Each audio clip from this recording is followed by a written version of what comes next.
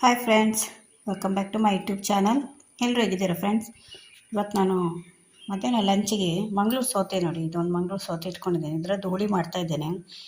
ಇದು ಹೇಗೆ ಹುಳಿ ಅಂದರೆ, ಈ ಕಡೆ ನಮ್ಮದು ದೇವಸ್ಥಾನದಲ್ಲಿ ಉಡುಪಿ ಸೈಡು ಎಲ್ಲ ದೇವಸ್ಥಾನದ ಹೆಚ್ಚು ಕಮ್ಮಿ ಎಲ್ಲ ದೇವಸ್ಥಾನದಲ್ಲಿ ಈ ರೀತಿ ಹುಳಿ ಮಾಡ್ತಾರೆ. ತೆಂಗಿನಕಾಯಿ ಹಾಕಿ ಮಾಡೋವಂಥ ಹುಳಿ ಇದು. ತುಂಬ ಟೇಸ್ಟ್ ಆಗಿರುತ್ತೆ, ತುಂಬ ಚೆನ್ನಾಗಿರುತ್ತೆ. ಈ ಕಡೆ ನೀವು ಉಡುಪಿಗೆಲ್ಲ ಬಂದರೆ ಗೊತ್ತಿರುತ್ತೆ ನಿಮಗೆ, ಊಟ ಮಾಡಿದರೆ ಹೆಚ್ಚಿನ ದೇವಸ್ಥಾನಗಳಲ್ಲಿ ಸೌತೆಕಾಯಿ ಹುಳಿ ಮಾಡ್ತಾರೆ. ತೆಂಗಿನಕಾಯಿ ಹಾಕಿ ಹುಳಿ ಮಾಡೋದು, ಇದು ಬೇಳೆ ಹಾಕಿ ಮಾಡೋದು ಅಂತ ಅದಲ್ಲ. ಇವತ್ತು ಅದನ್ನು ನಾನು ಮನೇಲಿ ಮಾಡ್ತಾಯಿದ್ದೇನೆ. ದೇವಸ್ಥಾನದಲ್ಲಿ ಯಾವ ರೀತಿ ಮಾಡ್ತಾರೆ ನೋಡಿ, ಅದೇ ರೀತಿ ನಾನು ಮಾಡ್ತಾಯಿದ್ದೇನೆ ಮನೆಯಲ್ಲಿ. ಇದಕ್ಕೆ ಒಂದು ಸ್ವಲ್ಪ ನಾನು ತೆಂಗಿನಕಾಯಿ ಹಾಕಿ ಮಾಡೋದ್ರಿಂದ ಒಂದು ಸ್ವಲ್ಪ ಹಸಿ ತೆಂಗಿನಕಾಯಿ ತೊಗೊಂಡಿದ್ದೇನೆ. ಇದನ್ನು ನಾನು ತುರಿದು ಡೀಪ್ ಫ್ರೀಝರಲ್ಲಿ ಹಾಕಿ ಇಡ್ತೇನೆ. ಯಾಕೆಂದರೆ ಯಾವಾಗ ಬೇಕೋ ಆವಾಗ ತೆಗೆದುಕೊಳ್ಬೋದು. ಸ್ವಲ್ಪ ಒಂದು ಅರ್ಧ ಗಂಟೆ ಮೊದಲು ತೆಗೆದಿಡಬೇಕಷ್ಟೇ. ಇಲ್ಲಾಂದರೆ ತೆಂಗಿನಕಾಯಿ ಬೇಕು ಅಂದರೆ ಅರ್ಜೆಂಟಾಗಿ ನಾವು ಅಂಗಡಿಗೆ ಓಡಬೇಕಾಗುತ್ತಲ್ಲ. ಅದನ್ನು ನೀವು ಶುಕ್ರವಾರನ ಮಂಗಳವಾರನ ದೇವರಿಗೆಲ್ಲ ಹೊಡಿಲಿಕ್ಕೆ ತೆಂಗಿನಕಾಯಿ ತಂದರೆ ಇದನ್ನು ಫ್ರೀಸ್ ಮಾಡಿ ಇಡ್ಬೋದು ನೀವು. ಇದನ್ನು ತುರಿದು ಅದಕ್ಕೊಂದು ಸ್ವಲ್ಪ ಬಟಾಣಿ ಹಾಕ್ತಾಯಿದ್ದೇನೆ. ಬಟಾಣಿನ ಆಪ್ಷನಲ್, ಬೇಕಾದರೆ ಹಾಕ್ಕೊಳ್ಬೋದು. ದೇವಸ್ಥಾನದಲ್ಲೆಲ್ಲ ಹಾಕಲ್ಲ, ಕೆಲವು ಸಲ ಕಡಲೆ ಹಾಕಿರ್ತಾರೆ. ಇದರೊಟ್ಟಿಗೆ ಕಪ್ಪು ಕಡಲೆ ಬರುತ್ತಲ್ಲ, ಈ ಮಂಗಳೂರು ಸೌತೆ ಒಟ್ಟಿಗೆ ಆ ಕಪ್ಪು ಕಡಲೆನ ಹಾಕ್ತಾರೆ. ನಾನಿಲ್ಲಿ ಬಟಾಣಿ ಹಾಕ್ತಾಯಿದ್ದೇನೆ. ಯಾಕೆಂದರೆ ಮಕ್ಕಳು ಸ್ವಲ್ಪ ತರಕಾರಿ ಕಾಳುಗಳೆಲ್ಲ ತಿನ್ನೋದೇ ಇಲ್ಲ, ಅದರಿಂದ ಒಂದು ಸ್ವಲ್ಪ ತಿನ್ನಲಿ ಅಂತ ಬಟಾಣಿ ಹಾಕ್ತಾಯಿದ್ದೇನೆ. ಅದ್ರ ಜೊತೆಲಿ ಒಂದು ಅರ್ಧ ಇಡಿ ಅಷ್ಟೊಂದು ಸ್ವಲ್ಪ ಬೇಳೆ ತೊಗೊಂಡಿದ್ದೇನೆ. ಸ್ವಲ್ಪ ಬೇಳೆ ಹಾಕಿದರೆ ಸಾಕು. ಇದಕ್ಕೆ ಒಂದು ಅರ್ಧ ಇಡಿ ಅಷ್ಟು ಹಾಕಿದರೆ ಸಾಕಾಗುತ್ತೆ. ತುಂಬ ರುಚಿಯಾಗಿರುತ್ತೆ ಇದು ಸಾಂಬಾರು. ನೀವು ತಿಂದಿರ್ಬೋದು, ದೇವಸ್ಥಾನದಲ್ಲೆಲ್ಲ ಹಾಕ್ತಾರೆ ನೋಡಿ. ಅದೇ ರೀತಿ ಆ ಸಾಂಬಾರನ್ನು ಮನೆಯಲ್ಲಿ ಮಾಡೋಣ ಅಂತ ಸುಮಾರು ಸಲ ಮಾಡಿದ್ದೇನೆ. ಅದರಿಂದ ನಿಮ್ಗೆ ಇವತ್ತು ಮಾಡ್ತಾ ಇದ್ದೇನೆ. ಅದರಿಂದ ನಿಮಗೆ ಕೂಡ ತೋರಿಸ್ತೇನೆ. ಬನ್ನಿ, ಮೊದಲು ಇದನ್ನು ಸೌತೆಯನ್ನು ಕಟ್ ಮಾಡ್ಕೊಂಡು ಬರ್ತೇನೆ ನಾನು. ಇದು ಫುಲ್ ಒಂದು ಸೌತೆ ಇದೆ, ಇಷ್ಟು ಬೇಡ ನನಗೆ. ಇದರಲ್ಲಿ ಅರ್ಧ ಕಟ್ ಮಾಡ್ಕೊಳ್ತೇನೆ, ಸಾಕಾಗುತ್ತೆ. ಇದು ಫುಲ್ ಹಾಕಿದರೆ ತುಂಬ ಆಗುತ್ತೆ ಹೋಳುಗಳು. ಇದು ಅರ್ಧ ಇಟ್ಟು ಆಮೇಲೆ ಬೇರೆ ಇನ್ನೊಂದು ದಿವಸ ನೀವು ಬೇಳೆ ಹಾಕಿ ಹುಳಿ ಮಾಡ್ಬೋದು. ಇದರಲ್ಲಿ ನಾವು ತಂಬಳಿ ಮತ್ತು ಇದರ ಸಿಪ್ಪೆಯಲ್ಲಿ ಇದು ಚಟ್ನಿ ಎಲ್ಲ ಮಾಡ್ತೇವೆ. ಅದರದ್ದೆಲ್ಲ ನಾನು ರೆಸಿಪಿ ಹಾಕಿದ್ದೇನೆ ನನ್ನ ಚಾನಲಲ್ಲಿ ಇದೆ. ಇದರಲ್ಲಿ ನಾವು ಏನು ವೇಸ್ಟ್ ಮಾಡಲ್ಲ, ಎಲ್ಲ ಯೂಸ್ ಆಗುತ್ತೆ. ಇವಾಗ ನೋಡಿ, ಈಗ ಕಟ್ ಮಾಡಿದ್ದೇನೆ. ಈ ಸೈಜಲ್ಲಿ ಕಟ್ ಮಾಡ್ಕೊಳ್ಬೇಕು. ಇವಾಗ ಇದಕ್ಕೆ ಅರಿಶಿನ ಹಾಕಿ ಬೇಯಿಸ್ಕೊಳ್ತಾ ಇದ್ದೇನೆ. ಹಾಗೆ ಗ್ಯಾಸಲ್ಲಿ ಡೈರೆಕ್ಟ್ ಬೇಯಿಸ್ಕೊಳ್ಳಿ ಇದನ್ನು ಅರಿಶಿನ ಹಾಕಿ. ಇದರ ಸಿಪ್ಪೆ ತೆಗೆದಿಟ್ಟಿದ್ದೇನೆ ನೋಡಿ, ಮತ್ತು ಸಿಪ್ಪೆ ಮತ್ತು ತೀರಳು. ಇದರಲ್ಲಿ ತಂಬಳಿ ಮಾಡ್ತೇವೆ ನಾವು, ಇದರಲ್ಲಿ ಚಟ್ನಿ ಮಾಡ್ತೇವೆ. ಕೆಲವರು ಸಿಪ್ಪೆ ಸಮೇತ ಹಾಗೆ ಹಾಕ್ತಾರೆ. ಇವಾಗ ದೇವಸ್ಥಾನದಲ್ಲೆಲ್ಲ ಸಿಪ್ಪೆ ತೆಗಿಲಿಕ್ಕೆ ಹೋಗಲ್ಲ, ಅವ್ರು ಸಿಪ್ಪೆ ಸಮೇತ ಹಾಕ್ತಾರೆ. ಹಾಗೆ ಕೂಡ ಹಾಕ್ಬೋದು. ಆದರೆ ನಮ್ಮ ಮನೇಲಿ ಮಕ್ಕಳಿಗೆ ಸಿಪ್ಪೆ ತೆಗಿಬೇಕು, ಅದರಿಂದ ತೆಗೆದಿದ್ದೇನೆ. ಅದನ್ನು ವೇಸ್ಟ್ ಮಾಡದೆ ಇದರ ಚಟ್ನಿ ಮಾಡ್ತೇನೆ ನಾನು. ಇದರಲ್ಲಿ ತಂಬಳಿ ಮಾಡ್ತೇನೆ. ಮತ್ತು ಇದರದ್ದೊಂದು ಇನ್ನೊಂದು ಏನಂದರೆ, ಇದನ್ನು ಮುಖಕ್ಕೆ ಹಚ್ಕೊಂಡ್ರೆ ಒಂದು ಪೀಸ್ ತೊಗೊಂಡು ಮುಖಕ್ಕೆ ಚೆನ್ನಾಗಿ ಮಸಾಜ್ ಮಾಡಿ ಒಂದು ಅರ್ಧ ಗಂಟೆ ಬಿಟ್ಟು ಮುಖ ತೊಳ್ಕೊಂಡ್ರೆ ಎಷ್ಟು ಗ್ಲೋ ಬರುತ್ತೆ ಅಂದರೆ, ಮುಖದಲ್ಲಿ ಅಷ್ಟು ಗ್ಲೋ ಬರುತ್ತೆ. ಇದನ್ನು ನೀವು ಫ್ರೀಸ್ ಮಾಡಿ ಇಟ್ಕೊಳ್ಬೋದು. ಫ್ರಿಜ್ಜಲ್ಲಿ ಒಂದು ವಾರದವರೆಗೂ ಬರುತ್ತೆ, ಏನೂ ಆಗೋಲ್ಲ. ದಿನ ಒಂದೊಂದು ಪೀಸ್ ತೊಗೊಂಡು ಮುಖಕ್ಕೆ ಮಸಾಜ್ ಮಾಡ್ಬೋದು. ಇದು ಯಾಕೆ ಅಂದರೆ ಬ್ಲೀಚಿಂಗ್ ಆಗಿ ಕೆಲಸ ಮಾಡುತ್ತೆ. ಇದರಲ್ಲಿ ಹುಳಿ ಅಂಶ ಇರುತ್ತೆ, ಸೌತೆಯಲ್ಲಿ ಹುಳಿ ಜಾಸ್ತಿ ಇರುತ್ತೆ ಇದರಲ್ಲಿ. ಅದರಿಂದ ಇದು ಬ್ಲೀಚಿಂಗ್ ಆಗಿ ಕೆಲಸ ಮಾಡುತ್ತೆ. ಒಂದು ಸಲ ಟ್ರೈ ಮಾಡಿ ನೋಡಿ, ಮುಖದಲ್ಲಿ ತುಂಬ ಗ್ಲೋ ಬರುತ್ತೆ. ಇದು ನ್ಯಾಚುರಲ್ ಆಗಿ ಗ್ಲೋ ಕೊಡುತ್ತೆ ನಿಮಗೆ ಇದು.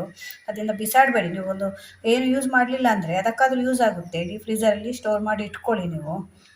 ಇವಾಗ ಇದನ್ನು ಬೇಯಿಸ್ಕೊಳ್ಬೇಕು. ಇದನ್ನು ಬೇಳೆ ಮತ್ತು ಬಟಾಣಿ ಕೂಡ ಬೇಯಿಸ್ಕೊಳ್ತಾ ಇದ್ದೇನೆ. ನಾನು ಕುಕ್ಕರಲ್ಲಿ ಹಾಕಿ ಬೇಯಿಸ್ಕೊಳ್ತೇನೆ. ಇದಕ್ಕೆ 1 ವಿಸಿಲಿಂದ 2 ವಿಸಿಲ್ ಬಂದರೆ ಸಾಕು. ಬೇಳೆ ಇಷ್ಟು ಸಾಕು, ಒಂದು ಅರ್ಧ ಇಡಿಯಷ್ಟು ಸಾಕು. ಯಾಕೆಂದರೆ ನಾವು ತೆಂಗಿನಕಾಯಿ ಹಾಕೋದ್ರಿಂದ ಬೇಳೆ ಕಮ್ಮಿ ಹಿಡಿಯುತ್ತೆ. ಬಟಾಣಿ ಕೂಡ ಒಟ್ಟಿಗೆ ಹಾಕಿದಾಗ ಬೇಯಿಸ್ಕೊಳ್ತಾ ಇದ್ದೇನೆ. ತೆಂಗಿನಕಾಯಿ ಜೊತೆ ರುಬ್ಕೊಳ್ಳಿಕ್ಕೆ ಮಸಾಲೆ ರೆಡಿ ಮಾಡ್ತಾ ಇದ್ದೇನೆ ನೋಡಿ. 1 ಸ್ಪೂನ್ ಎಣ್ಣೆ ಹಾಕಿದ್ದೇನೆ. ಅದಕ್ಕೆ ಒಂದು ಸ್ವಲ್ಪ 2 ಸ್ಪೂನಷ್ಟು ನಾನು ಕೊತ್ತಂಬರಿ ಹಾಕ್ತಾ ಇದ್ದೇನೆ. 2ರಿಂದ 2.5 ಸ್ಪೂನ್ ಹಾಕ್ತಾ ಇದ್ದೀನಿ. ಸಣ್ಣ ಸ್ಪೂನ್ ಆದ್ದರಿಂದ, ದೊಡ್ಡ ಸ್ಪೂನ್ ಆದರೆ ನಿಮಗೆ 2 ಸ್ಪೂನ್ ಸಾಕು. ಸ್ವಲ್ಪ ಬಿಸಿ ಆದಮೇಲೆ ಇದಕ್ಕೊಂದು 1/4 ಸ್ಪೂನಷ್ಟು ಮೆಂತ್ಯ ಬರೀ 1/4 ಸ್ಪೂನ್ ಅಷ್ಟೇ, 1/4 ಸ್ಪೂನಷ್ಟು ಮೆಂತ್ಯ ಹಾಕ್ತಾ ಇದ್ದೇನೆ ನೋಡಿ.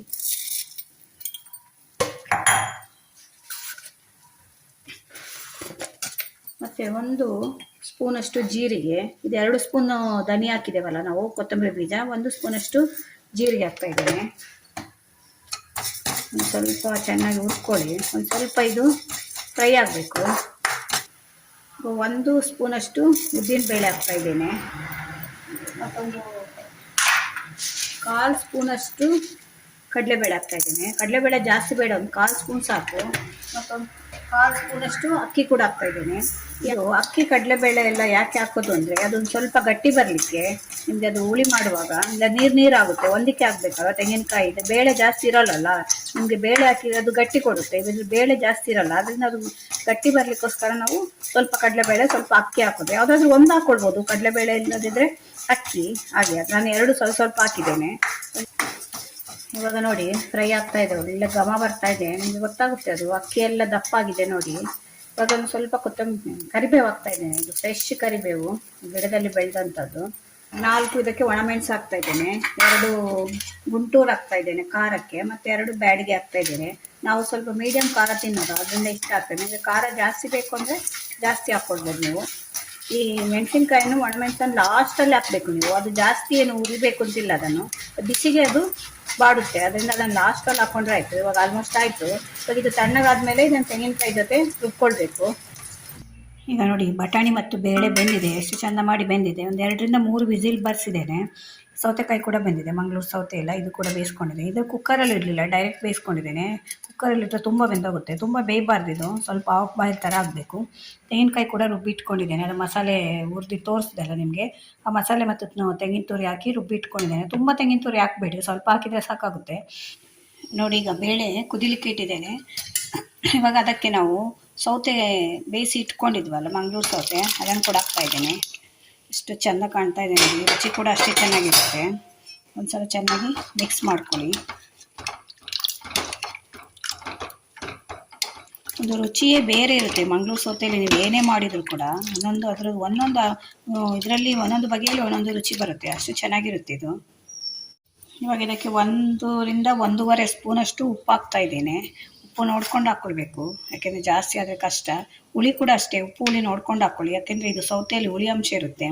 ನಾನೊಂದು ಹುಳಿ ರಸ ತೆಗೆದು ಇಟ್ಕೊಂಡಿದ್ದೇನೆ, ಒಂದು ಚಿಕ್ಕ ನೆಲ್ಲಿಗಾತದಷ್ಟು ಹುಳಿ ತೊಗೊಂಡಿದ್ದೆ. ಹುಳಿ ಜಾಸ್ತಿ ಇದಕ್ಕೆ ಬೇಡ, ಯಾಕೆಂದರೆ ಇದು ಸೌತೆಯಲ್ಲಿ ಹುಳಿ ಇರುತ್ತೆ, ಅದರಿಂದ ಹುಳಿ ನೋಡ್ಕೊಂಡು ಹಾಕ್ಕೊಳ್ಬೇಕು ನೀವು.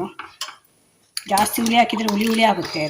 ಅದು ಸೌತೆಯಲ್ಲಿ ಹುಳಿ ಅಂಶ ಜಾಸ್ತಿ ಇರುತ್ತೆ ಮಂಗಳೂರು ಸೌತೆಯಲ್ಲಿ, ಅದರಿಂದ ಹುಳಿ ಒಂದು ಚಿಕ್ಕ ನೆಲ್ಲಿಗಾತದಷ್ಟು ಸಾಕಾಗುತ್ತೆ.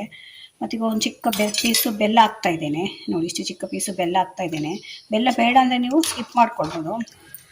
ಇವಾಗ ಇದಕ್ಕೊಂದು ಸ್ವಲ್ಪ ಕರಿಬೇವು ಹಾಕ್ತಾ ಇದ್ದೇನೆ. ಇದಕ್ಕೆ ಒಗ್ಗರಣೆ ಏನಿಲ್ಲ, ಅದರಿಂದ ಕರಿಬೇವು ಈಗಲೇ ಹಾಕ್ತಾ ಇದ್ದೇನೆ. ನಾನು ಸ್ವಲ್ಪ ಮಸಾಲೆ ಹುರ್ಕೊಳ್ಳುವಾಗ ಕೂಡ ಸ್ವಲ್ಪ ಕರಿಬೇವು ಹಾಕಿದ್ದೆ.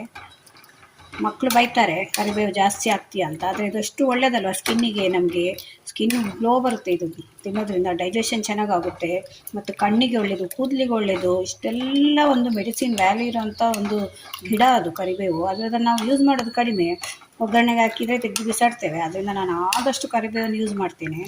ಇದೆಲ್ಲ ಹಾಕಿದ ಮೇಲೆ 2 ಕುದಿ ಬರಬೇಕು. ಇದೊಂದು ಸ್ವಲ್ಪ ಕುದಿ ಬಂದ ಮೇಲೆ ನಾವು ತೆಂಗಿನಕಾಯಿ ರುಬ್ಬಿ ಇಟ್ಕೊಂಡಿದ್ದೇವಲ್ಲ ಅದನ್ನು ಹಾಕಬೇಕು. ಈಗ ನೋಡೋಣ, ಮುಚ್ಚಿಟ್ಟಿದ್ದೆ, ಕುದೀತಾ ಇದೆ ನೋಡಿ. ಇದು ಚೆನ್ನಾಗಿ ಕುದಿಬೇಕು, ಯಾಕೆಂದರೆ ನಾವು ತೆಂಗಿನಕಾಯಿ ರುಬ್ಕೊಂಡಿದ್ದು ಹಾಕಿದ ಮೇಲೆ ಜಾಸ್ತಿ ಕುದಿಸ್ಕೊಳ್ಬಾರ್ದು, ಅದರಿಂದ ಈಗಲೇ ಚೆನ್ನಾಗಿ ಕುದಿಸ್ಕೊಳ್ಬೇಕು. ಅದು ಹೇಗೆ ಕುದೀತಾ ಇದೆ. ಇವಾಗ ನಾವು ತೆಂಗಿನಕಾಯಿ ರುಬ್ಬಿ ಇಟ್ಕೊಂಡಿದ್ದೀವಲ್ಲ ಅದನ್ನು ಕೂಡ ಹಾಕೋಣ. ನೋಡಿ ಇಲ್ಲಿ ರುಬ್ಬಿ ಇಟ್ಕೊಂಡಿದ್ದೇನೆ, ಇದನ್ನು ಕೂಡ ಹಾಕ್ತಾ ಇದ್ದೇನೆ. ಇದು ಹಾಕಿದ ಮೇಲೆ ನೀವು ಜಾಸ್ತಿ ಕುದಿಸ್ಕೊಳ್ಬಾರ್ದು, ಯಾಕೆಂದರೆ ಅದು ತೆಂಗಿನಕಾಯ್ದು ಒಂಥರ ಸ್ಮೆಲ್ ಬರಲಿಕ್ಕೆ ಸ್ಟಾರ್ಟ್ ಆಗುತ್ತೆ ತುಂಬ ಕುದಿ ಬಂದರೆ.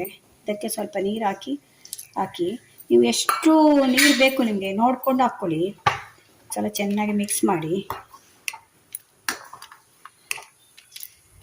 ಇದು ನಮ್ಮ ಕಡೆ ಮಂಗಳೂರು ಉಡುಪಿ ಕಡೆ ದೇವಸ್ಥಾನದಲ್ಲಿ, ಯಾವುದೇ ದೇವಸ್ಥಾನಕ್ಕೆ ಹೋಗಿ ನಾವು ಆ ದೇವಸ್ಥಾನದಲ್ಲಿ ಇದಿರುತ್ತೆ, ಅಲ್ಲಿ ಬೇಳೆ ಹಾಕಿ ಹುಳಿ ಮಾಡೋದು ಕಡಿಮೆ, ಈ ರೀತಿ ತೆಂಗಿನಕಾಯಿ ಹಾಕಿ ಹುಳಿ ಮಾಡೋದೇ ಜಾಸ್ತಿ. ಇದೇ ರೀತಿ ನಿಮಗೆ ಬೂದು ಕುಂಬಳಕಾಯಿ ಬರುತ್ತಲ್ಲ, ಅದರಲ್ಲಿ ಕೂಡ ಮಾಡ್ತಾರೆ. ಎಲ್ಲ ಹೆಚ್ಚು ಕಮ್ಮಿ ನಮ್ಮದು ಈ ಕಡೆ ಕರಾವಳಿ ಸೈಡಲ್ಲಿ ಎಲ್ಲ ದೇವಸ್ಥಾನದಲ್ಲಿ ಹುಳಿ ಇದ್ದೇ ಇರುತ್ತೆ. ಈ ಕಡೆ ಬಂದಿದ್ದವ್ರಿಗಾದರೆ ಗೊತ್ತಿರುತ್ತೆ. ಇವಾಗ ಒಂದು ಸ್ವಲ್ಪ 2ರಿಂದ 3 ಕುದಿ ಬರಬೇಕು.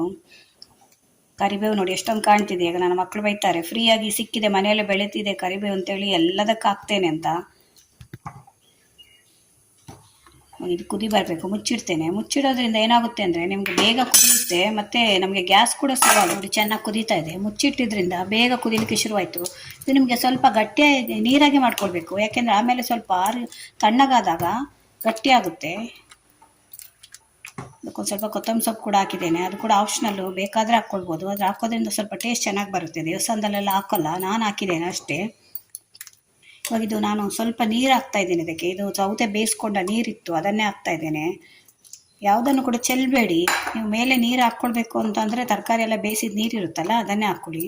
ಇವಾಗ ಒಂದು 2 ಕುದಿ ಬಂದರೆ ಮಂಗಳೂರು ಸೌತೆ ಹುಳಿ ತೆಂಗಿನಕಾಯಿ ಹುಳಿ ರೆಡಿ ಆಯಿತು. ಇದು ಬಿಸಿ ಬಿಸಿ ಅನ್ನಕ್ಕೆ ಹಾಕೊಂಡು ಊಟ ಮಾಡ್ತಾಯಿದ್ರೆ ರಾಗಿ ಮುದ್ದೆಗೆ ಕೂಡ ತುಂಬ ಚೆನ್ನಾಗಿರುತ್ತಿದೆ.